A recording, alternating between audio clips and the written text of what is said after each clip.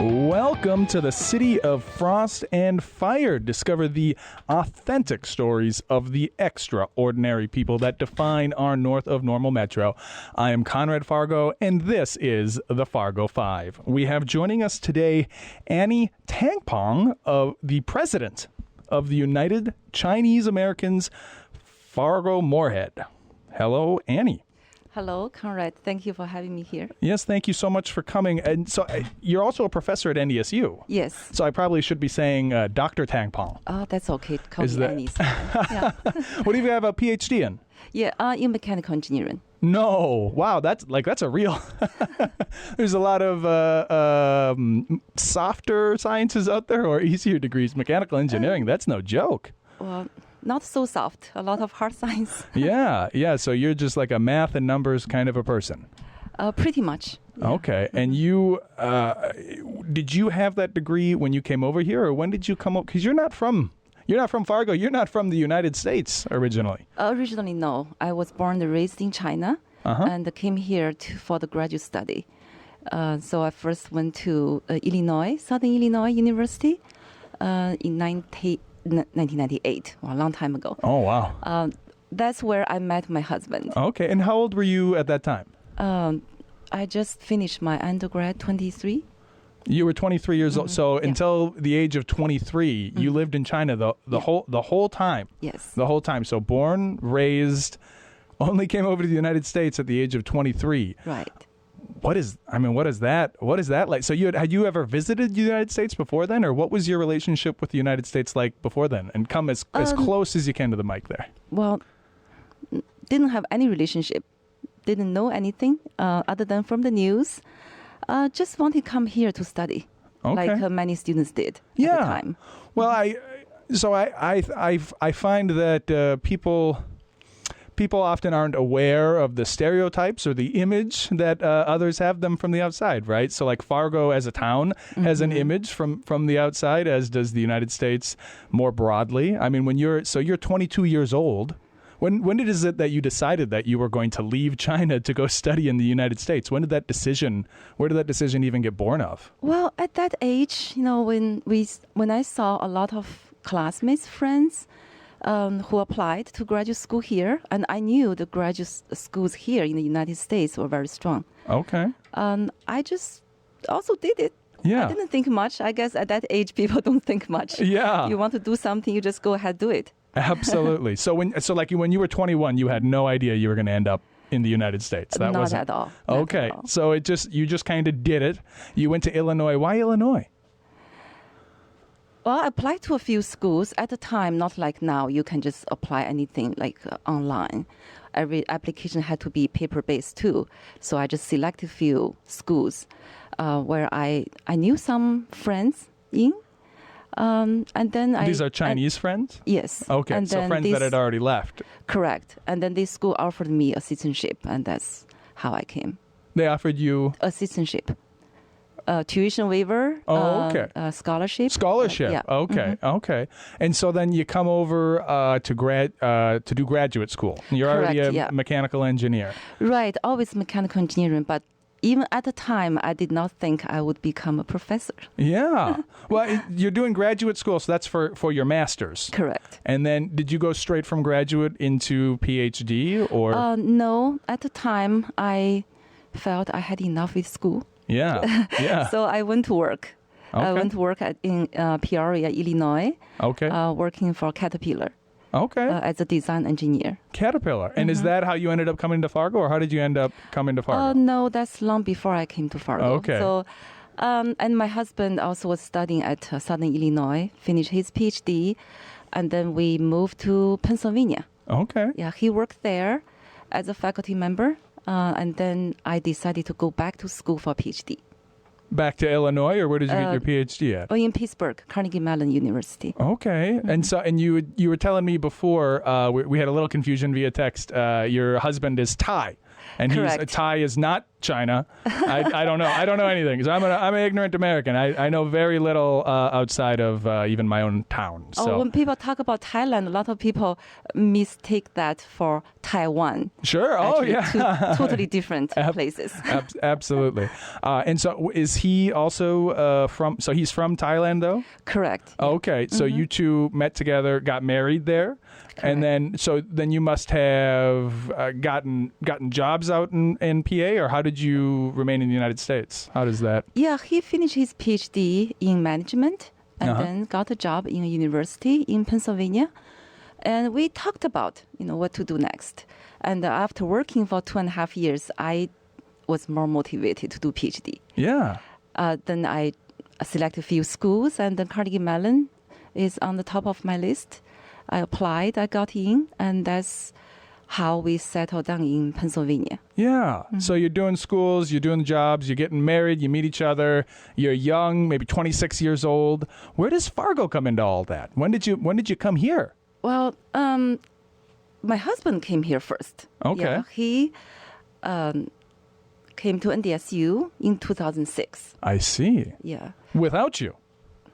A little bit before me. Okay. All right. So he's here all on his own while you're finishing your PhD. I PhD. finished my PhD at the end of 2006, and I came here. So how long were you guys apart? Not that long, 1 semester, but I already pretty much got my work done. So I traveled back and forth a few times during that fall semester. Well, I mean, that long distance relationship, that's got to be, I mean, I couldn't be apart from my wife for more than a week. I mean, I don't know. That must have been tough. Not really. Okay. you were all right on your own. I just took a two-week trip to China by myself, and I enjoyed that. Oh, that's nice. So you do get back to China a lot? Used to be, but because of COVID, we were not able to go back for a few years. Yeah. So now, since last year, I try to go back to visit my parents. Well, and with the kids, too. You were telling me before you've got 4 kids. Correct, yeah, Okay. 4 kids. We've got 3 in my household, so I feel what made you want to go for the 4th? I mean, once you had the 3rd, weren't you strapped for resources? Or Well, every child is a blessing. Yeah, we are that's true. so grateful. Yeah. Very grateful. And how old are they? When did they come along? Is that before? They were all born here. Yeah. The true North Dakotans. Okay. So you didn't start having kids till you moved to Fargo. Correct. Yeah. Okay. We settled here, and then it's time to build a family. Yeah. The kids are 16, 14, 12, and the little one is 7. Oh my! So you still have it? Yeah, it's 7. My oldest is 6. Oh, so okay. we'll have to get them together to do a play date. Oh, of course, or go to the yeah. zoo or something like that. Okay. So all right, I'm getting the picture here. So do you ever bring your kids back to China with you? Is that because that's the difficult part, right? How long's the flight over there? From Fargo, if we can make it there within 24 hours, it's very good. Very good. Mm-hmm. 30 hours can be typical. Yeah, from when you leave the house Correct, to where you get where you're going, it's like 30 hours of travel. Right. They get used to it. They all started to travel as a baby. So, Really? Yeah. And so you're just dragging the screaming kids on the plane with you. Unfortunately, they didn't scream that much. Really? They enjoyed traveling. Okay. Yeah, Wow. just my arm's going to be sore when you What was hold a 9-month-old. Yeah. So you're starting young, and you're really 9-month-old you're bringing over there. Oh, yes. Yeah. Wow. 9, 8-months-old. Yeah. They Wow. all traveled pretty young. That's, I don't know where you find the strength or the patience for that. Just do it. Yeah. We'll survive. You just decide that you're going to do it and then deal with the consequences afterwards. Because getting back home is important. Is it going to visit grandparents, or why do you go back so often? Yeah, visiting grandparents. Mm-hmm. Yeah, my parents used to visit us too every other year. Yeah. They come here, then we go back. But due to COVID, then all the visits stopped for 2-3 years. Yeah. And then now we wanted to start the visit again.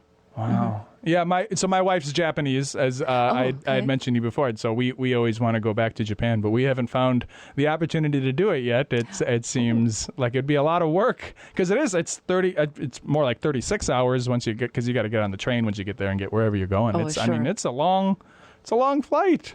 Kids sitting there, they handle it all right though. They don't. They are fine. Yeah, don't worry. Sometimes we adults worry too much. They can do it. Go to Japan, enjoy. Yeah. Well, I think that's good. I think that's a good message for my wife. I think she's just sitting here mortified, imagining it. Especially my 6-year-old, she can be very expressive, shall we say?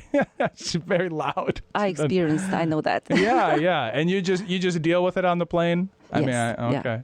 Yeah, they keep themselves busy. Don't worry. Okay. All right. And you have no fear of flying. You're not, airplanes don't bother you at all? No, just don't think about it. Just before I came back from China, there was a plane crash. Oh, my goodness. The flight to Korea. I cannot remember now, but there was a plane crash. But don't think about it. Accidents happen. Well, just don't think about it and just do it. It sounds like almost the theme. Like, how did you end up in Illinois? I don't know. I just did it. How do you make it back to China with 4 kids? Don't think about it. Just do it. Right. Okay. Well, so you just did it. You came to Fargo, and you're living there for a while. And then, are you one of the founders of UCAFM, or where did that come into place? Oh, well, when we first moved here, there were not that many Chinese families. Okay. And really? Yeah, we were pretty close to each other because many of us have like young children. Yeah. And then the several of us got together and talk about it. We thought that it would be a good idea to start our own organization. And speaking of this, I would really like to acknowledge a couple of people. Yeah. Like Helen Yang and Pan Shao. These two ladies were instrumental in the founding of UCAFM. Yeah. Helen had this idea and brought this up, and they just took action very quickly, efficiently. They both are CPAs and moms. They can do anything, right? And then that's how UCAFM was founded in 2016. And then we had a group of people to be on the initial board. Yeah. There's no application, no selection, just people had shared the same value, same passion. We got together and got everything started. And were you the president from the get-go? No.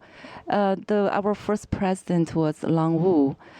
He works at John Deere. Okay. And the vice president was Miss Helen Wang. Yeah. She is the teacher, Chinese teacher here. She's been teaching here for over 20 years. Was it very competitive for you to become the president, or is it, in my experience, so for my sins, I'm on the board of the Northern Plains Botanical Garden Society because they're doing the Japanese garden. Oh, okay.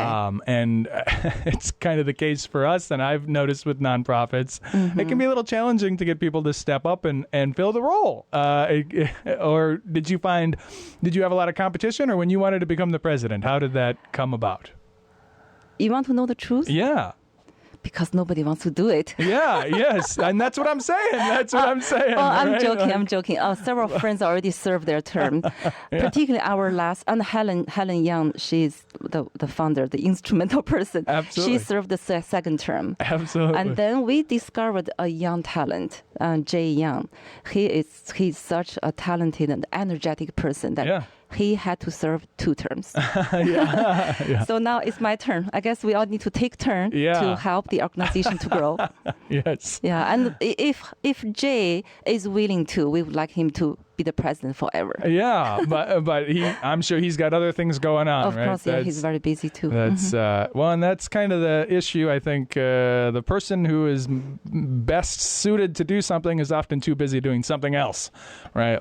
So he probably got a lot on his plate. Oh yeah, everybody does, right? Yeah. That's why it takes a team, a group to make things happen. Absolutely. So, and when did you become president?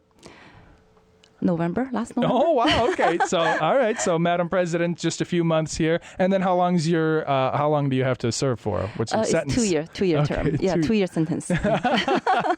All right. Well, and then we have coming up the Chinese New Year, which we will talk about when the next segment, Fargo Fun. So don't go nowhere.